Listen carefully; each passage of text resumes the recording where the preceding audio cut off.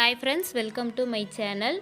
சாப்பாடு சப்பாத்திலாம் ரெடி பண்ணிவிட்டு அதுக்கு குழம்பு செய்கிறதுக்கு காய்கறி இல்லையா? அப்போ நீங்கள் மார்க்கெட்டுக்கு போயிட்டு காய்கறி வாங்க வேண்டிய அவசியமே இல்லை. உங்ககிட்ட 4 வெங்காயம் 4 தக்காளி இருந்தால் சாதம், இட்லி, தோசை, சப்பாத்தி எல்லாத்துக்குமே ஷூட் ஆகிற மாதிரி ஒரு சூப்பரான கிரேவி டக்குன்னு செஞ்சு முடிச்சிடலாம். இந்த குழம்புல மசாலா எதுவுமே அதிகமாக சேர்க்காம வீட்டில் இருக்கிற சிம்பிளான மசாலாவை மட்டுமே வச்சு எப்படி இந்த தொக்கு செய்கிறதுன்னு பார்க்கலாம். இந்த தொக்கு சிம்பிளாக இருந்தாலும் ரொம்பவே டேஸ்ட்டாக இருக்கும். கண்டிப்பாக ட்ரை பண்ணி பாருங்கள். இந்த வெங்காயம் தக்காளி தொக்கு செய்கிறதுக்கு ஒரு கடாய் வச்சுட்டு அதில் 4 டேபிள் ஸ்பூன் எண்ணெய் சேர்த்துக்கோங்க.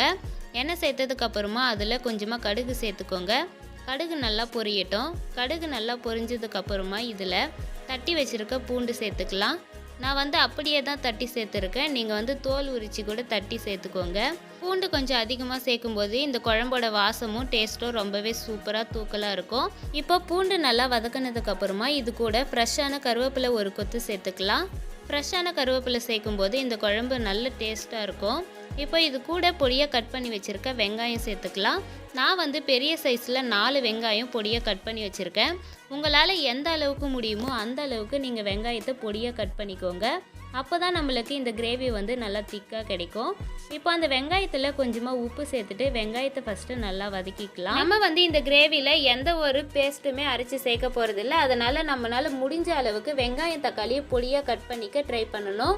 நம்ம இந்த வெங்காயம் தக்காளியை பொடியாக கட் பண்ணும்போது தான் இந்த கிரேவி நம்மளுக்கு நல்லா திக்காக கிடைக்கிற மாதிரி இருக்கும்.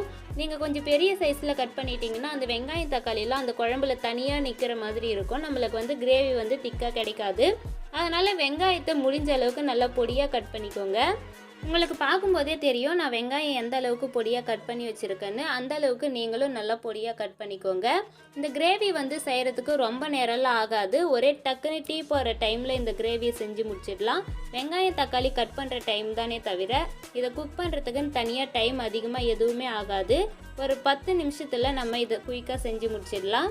இப்போ வெங்காயம் எல்லாம் நல்லா வதங்கிடுச்சு. இப்போ இதில் மசாலா சேர்த்துக்கலாம். மசாலா கூட இதில் நம்ம அதிகமாக எதுவுமே சேர்க்க போகிறது கிடையாது. 1/4 டீஸ்பூன் மஞ்சள் தூள், நம்ம காரத்துக்கு ஏற்ற மாதிரி மிளகாய் தூள். நான் 2 டீஸ்பூன் ஃபுல்லாக மிளகாய் தூள் எடுத்திருக்கேன். இந்த காரம் எனக்கு கரெக்டாக இருக்கும். நான் 4 பெரிய சைஸ் வெங்காயத்தை கட் பண்ணி எடுத்து வச்சுருக்கேன். நீங்களும் அதே மாதிரி எடுத்திங்கன்னா இந்த அளவுலேயே நீங்களும் மிளகாய் தூள் சேர்த்துக்கோங்க. இப்போ மிளகாய் தூள் சேர்த்ததுக்கு அப்புறமா இதனோட பச்சை வாசனை எல்லாம் போகிற அளவுக்கு வெங்காயத்தோடவே சேர்த்து நல்லா வதக்கிக்கலாம். நீங்கள் தக்காளி சேர்த்துட்டு கூட மசாலா சேர்க்கலாம். ஆனால் தக்காளி சேர்த்துட்டு சேர்க்கறதுக்கு பதில் இது மாதிரி நம்ம வெங்காயத்து கூடவே மசாலாலாம் சேர்த்துட்டு வதக்கிட்டா அதனோட பச்சை வாசனை எல்லாம் போய் நல்லா டேஸ்ட்டாக கிடைக்கும். இப்போ மசாலாவோட பச்சை வாசனை எல்லாம் போனதுக்கப்புறமா இது கூடவே பொடியாக கட் பண்ணி வச்சுருக்க தக்காளியும் சேர்த்துக்கலாம். தக்காளியும் நல்லா நைஸாக கட் பண்ணிக்கோங்க. முடிஞ்ச அளவுக்கு ரொம்ப தடிமனாக போட்டிங்கன்னா நம்மளுக்கு அந்த தக்காளி தனித்தனியாக இருக்கும். நம்மளுக்கு கிரேவி திக்காக வராது. இப்போ தக்காளி சேர்த்துட்டு இந்த வெங்காயம் தக்காளி எல்லாமே நல்லா மசிஞ்சு வர அளவுக்கு நம்ம வதக்கணும். உங்களுக்கு வெங்காயம் தக்காளி எல்லாம் வதங்குறதுக்கு ரொம்ப டைம் எடுக்கிற மாதிரி இருந்தால் ஸ்டவ்வை சிம்மில் வச்சுட்டு ஒரு பிளேட் போட்டு ஒரு 5 நிமிஷம் மூடி வச்சுடுங்க. அந்த வெங்காயம் தக்காளி எல்லாம் நல்லா குக்காகி வந்துடும். அதுக்கப்புறம் ஓப்பன் பண்ணிவிட்டு நீங்கள் மிக்ஸ் பண்ணிங்கன்னா நல்லாவே மசிஞ்சு வந்துடும். இப்போ பாருங்கள், வெங்காயம் தக்காளி எல்லாமே நல்லா சூப்பராக வதங்கி வந்திருக்கு. இந்த அளவுக்கு வெங்காயம் தக்காளி வதக்கி நம்ம செய்யும் போது தான் நம்மளுக்கு கிரேவி சூப்பராக இருக்கும். வெங்காயம் எந்த அளவுக்கு வதக்குறோமோ அந்த அளவுக்கு நம்மளுக்கு குழம்பு டேஸ்ட்டாகவும் இருக்கும், திக்காகவும் கிடைக்கும். நீங்கள் வெங்காயம் சரியாக வதக்காமலே தக்காளி மசாலா எல்லாம் சேர்த்துட்டிங்கன்னா இந்த குழம்புல அந்த அளவுக்கு டேஸ்ட்டே இருக்காது. ஏன்னா நம்ம இதில் எந்த ஸ்பைசஸுமே அதிகமாக சேர்க்கல. அது மட்டும் இல்லாமல் எந்த பேஸ்ட்டுமே இதில் அரைச்சி சேர்க்கல. இந்த குழம்போட டேஸ்ட்டே இந்த வெங்காயம் தக்காளி எல்லாம் நம்ம வதக்குறதுல தான் இருக்குது. நம்ம நல்லா வதக்கிட்டு இதில் மிளகாய் தூள் மஞ்சள் தூள்ல கரெக்டான அளவில் சேர்த்துட்டாவே போதும். நம்மளுக்கு குழம்பு சூப்பராக டேஸ்ட்டாக கிடைச்சிடும். இப்போ இதில் தேவையான அளவு தண்ணி சேர்த்துட்டு ஒரு டைம் நல்லா மிக்ஸ் பண்ணிக்கோங்க. இப்போ இது கூட இந்த குழம்புக்கு தேவையான அளவு உப்பு சேர்த்துக்கலாம். உப்பு சேர்த்ததுக்கு அப்புறமா அப்படியே கொதிக்கட்டும். இந்த வெங்காயம் தக்காளி எல்லாம் நல்லா வெந்து வரட்டும்.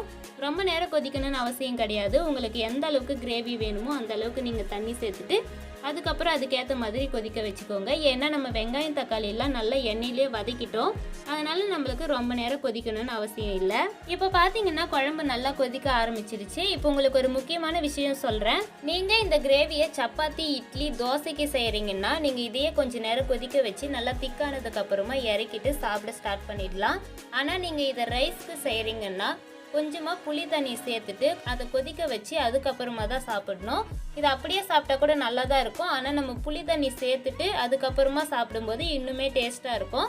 சாதத்துக்கு செய்கிறதா இருந்தால் மட்டும் கொஞ்சமாக புளி தண்ணி சேர்த்து கொதிக்க வச்சு இறக்கிடுங்க. இப்போ வந்து குழம்பு நல்லா சூப்பராக கொதித்து ரெடி ஆயிடுச்சு. உங்களுக்கு இன்னும் திக்காக வேணும்னா நீங்கள் இன்னும் கொஞ்சம் நேரம் கூட கொதிக்க வச்சுக்கலாம். எனக்கு இந்த ஸ்டேஜே கரெக்டாக இருக்குது, அதனால நான் இப்போ ஸ்டவ் ஆஃப் பண்ணிட்டேன். உங்ககிட்ட கொத்தமல்லி இருந்தால் கடைசியாக கொஞ்சமாக கொத்தமல்லி இலை சேர்த்துக்கோங்க. அவ்வளோதான், வெங்காயம் தக்காளி மட்டுமே வச்சு எப்படி ஒரு சிம்பிளான கிரேவி செய்கிறதுன்னு இந்த வீடியோவில் பார்த்தோம். இதே மாதிரி நிறைய யூஸ்ஃபுல்லான வீடியோஸ்லாம் பார்க்கணுன்னா நம்ம சேனலை சப்ஸ்கிரைப் பண்ணிக்கோங்க. உங்கள் ஃப்ரெண்ட்ஸ் அண்ட் ஃபேமிலிக்கு ஷேர் பண்ணுங்கள். இந்த வீடியோ உங்களுக்கு பிடிச்சிருந்தால் மறக்காமல் இந்த வீடியோவுக்கு ஒரு லைக் பண்ணிவிடுங்க. தேங்க்யூ.